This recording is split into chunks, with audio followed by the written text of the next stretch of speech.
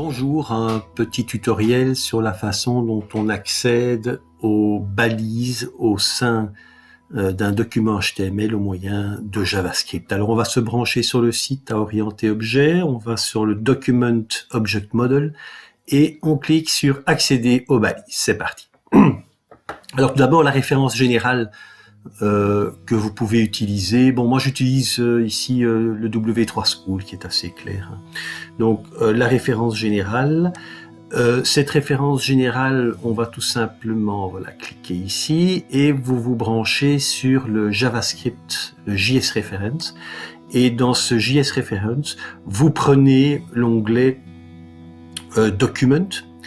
Et lorsque vous cliquez sur Document, eh bien, vous allez avoir toutes les propriétés et les méthodes de votre objet Document, que ce soit dans la fenêtre principale ou dans le volet gauche qui se trouve ici. Vous avez ici l'objet Document et toutes les propriétés ou méthodes qui se trouvent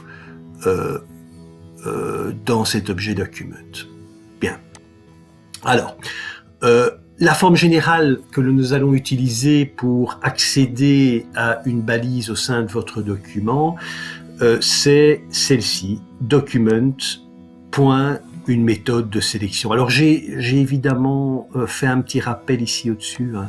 N'oublions jamais que Windows est l'objet principal qui occupe le sommet de la pyramide des objets en JavaScript, et donc tout vient de Windows. C'est pour ça que vous pouvez écrire window.document.une méthode de sélection. Plus rapidement, nous utiliserons document.une méthode de sélection. Alors, pardon. On va commencer par la première méthode, c'est le getElementById. J'ai préparé afin de vous le faire en live, mais je reviendrai sur les tutos tout de suite, mais je vais commencer par le faire devant vous. J'ai préparé déjà un petit code HTML pour vous montrer un petit peu comment tout ça fonctionne. Imaginons que je veuille récupérer le titre H1. Je rappelle que nous allons attaquer le getElementById, c'est-à-dire que nous allons rechercher un élément dans la page HTML par son ID. Et cet ID, nous le passerons en paramètre à la méthode. Eh bien, qu'est-ce qu'on va faire? On va simplement créer une variable, var mavar par exemple. Mavar égale document.getElementById.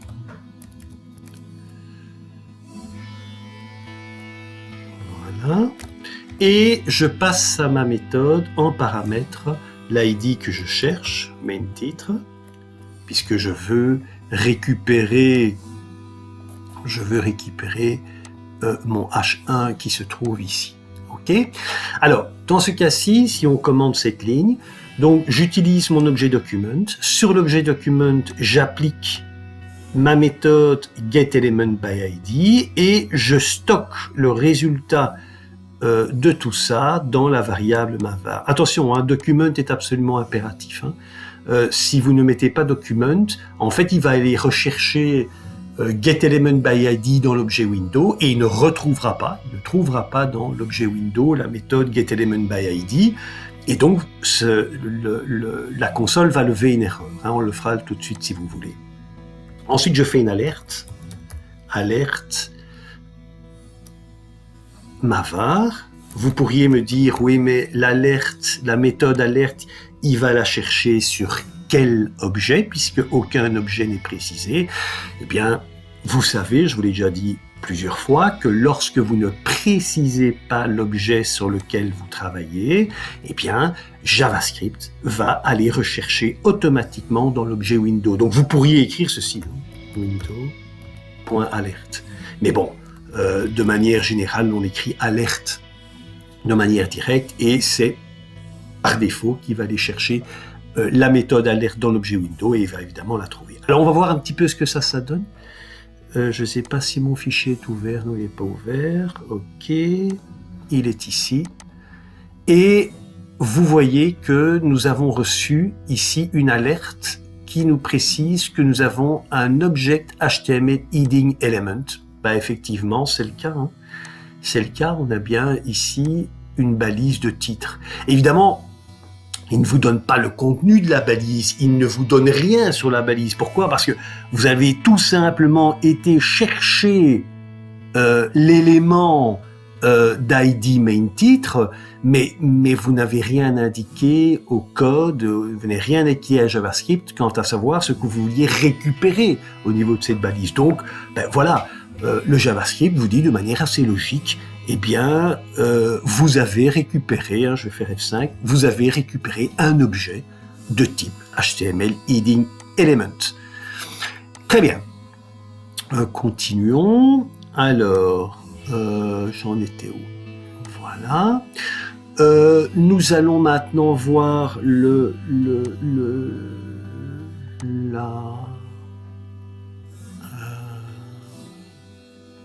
la fonction, la méthode suivante, qui est getElementByTagName, mais j'aimerais quand même insister d'abord sur la chose suivante.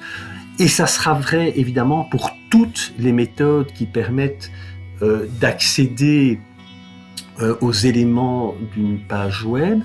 Donc, lorsque vous utilisez une de ces méthodes, dans ce cas-ci, getElementById, mais c'est vrai pour les autres aussi, ces méthodes renvoient un objet element, de type element. Et on verra que les objets de type element possèdent toute une série de méthodes et de propriétés particulièrement intéressantes que nous étudierons par la suite. Ok?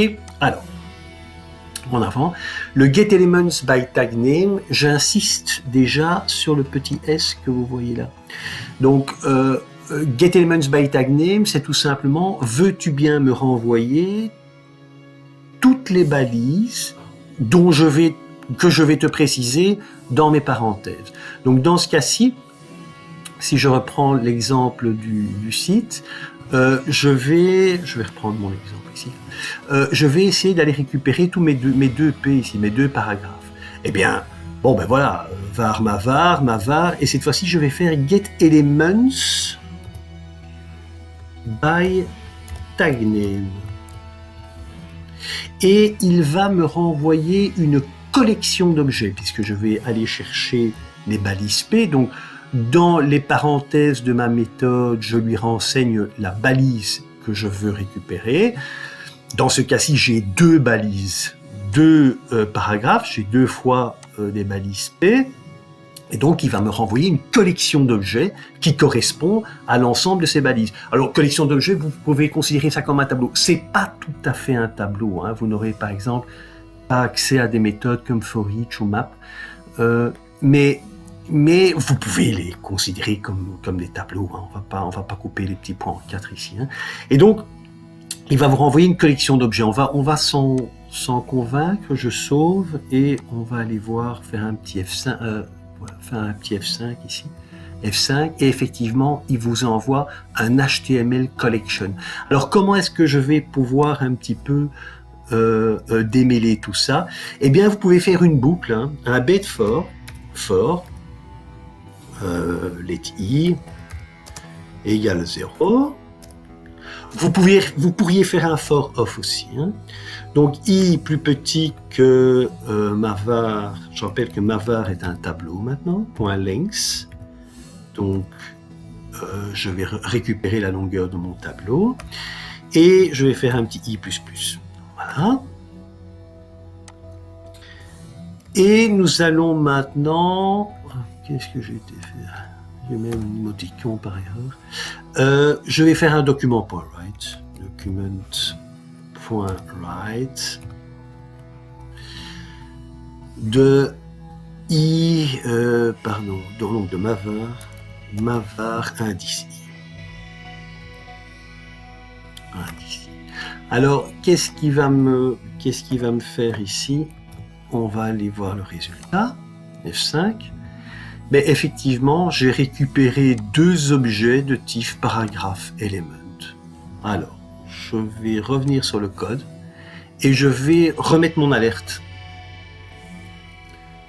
histoire de bien préciser les choses. Voilà, CTRL S, F5, il vous renvoie bien une collection d'objets HTML, que vous pouvez considérer comme un tableau. Et après ma boucle, eh bien, j'ai bien récupéré 2 éléments de type paragraphe. On est d'accord? On aurait pu agir autrement. J'aurais pu faire ceci, par exemple, que je fasse pas de bêtises. Hein. Oui, j'aurais pu faire ceci. Voilà, je vais supprimer ça. Et je vais faire Mavar 0, par exemple. Voilà. Mais effectivement, Mavar est un tableau. À partir du moment où vous faites Mavar 0, eh bien, il va tout simplement vous indiquer qu'il vous récupère un paragraphe de type element. Et dans la cellule numéro 1 de mon tableau, qu'est-ce que je vais récupérer? Je vais récupérer un type paragraphe element. C'est assez logique, évidemment. Vous auriez même pu travailler encore autrement, sans utiliser de variables, par exemple. Je vais enlever ici ma ligne 15. Voilà. Je supprime... voilà, je n'ai plus de variable, donc je supprime ça. Et puis, je vais faire un document.write un peu particulier, voilà, auquel je passe le paramètre suivant. Je vais d'abord supprimer les lignes 16 et 17. Donc, le paramètre, et je vais rajouter l'indice de ma collection que je vais récupérer. Je vais voir un petit peu ce que ça donne ceci. Donc, ici, je fais un document.write. Je vais tout simplement rechercher toutes mes balises P, et je demande de me récupérer l'indice 0 de cette collection. Et qu'est-ce que je reçois je fais F5 comme résultat, je reçois évidemment le premier élément de ma collection d'objets P. Maintenant, si je rajoute ici document.write et je demande la cellule numéro 1, bien forcément ça tombe sous le sens, je vais avoir les 2 éléments de type paragraphe qui sont bien récupérés ici à l'écran. Alors, reprenons un petit peu les méthodes suivantes. Vous avez le getElements by className, ça fonctionne exactement de la même manière que le getElements by className. Je vous invite à tout simplement prendre le tuto qui se trouve sur le site. La seule différence, c'est que au lieu de passer le nom d'une balise, vous allez passer tout simplement la classe que vous recherchez. Attention, parce que là, vous pourriez récupérer des balises de types différents, parce que la classe C1, vous pourriez je dirais l'associer à une division, à un titre, à quoi que ce soit. Donc, vous allez récupérer toutes les balises dont la classe est C1, qui porte la classe C1, pardon. Ok ? Enfin, ça ne présente aucune difficulté, ça fonctionne exactement de la même manière que le getElements by tagname. Ensuite, vous avez le query selector et le query selector all. Alors ça, c'est vraiment très intéressant parce que ça permet de travailler avec les sélecteurs CSS.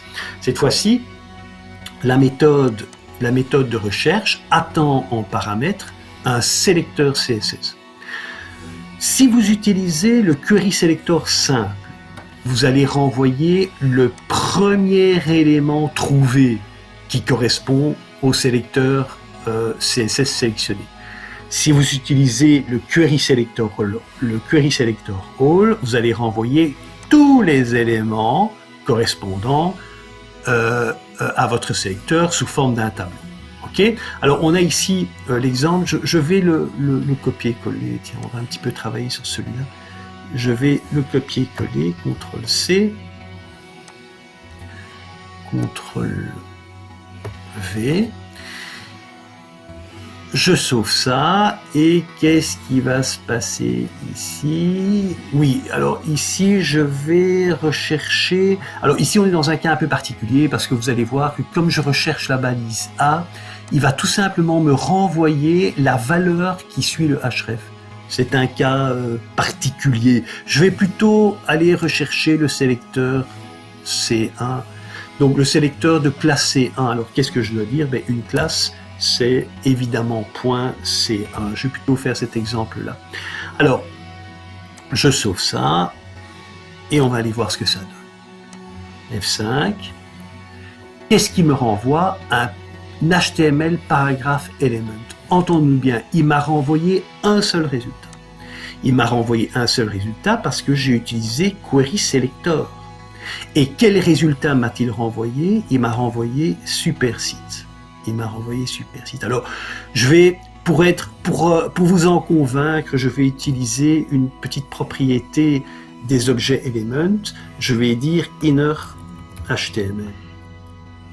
Vous allez voir que cette fois-ci, dans mon alerte, il va m'afficher Supersite. Je sauve. Et on va aller faire un petit F5. Vous voyez bien qu'il a bien récupéré le premier paragraphe. Il n'a pas été chercher les autres. Hein. Il a juste repris super ce site. Alors, je vais reprendre la forme précédente. Par contre, si je fais un Query Selector All, à ce moment-là, il va me renvoyer une collection d'objets. On va s'en convaincre. F5.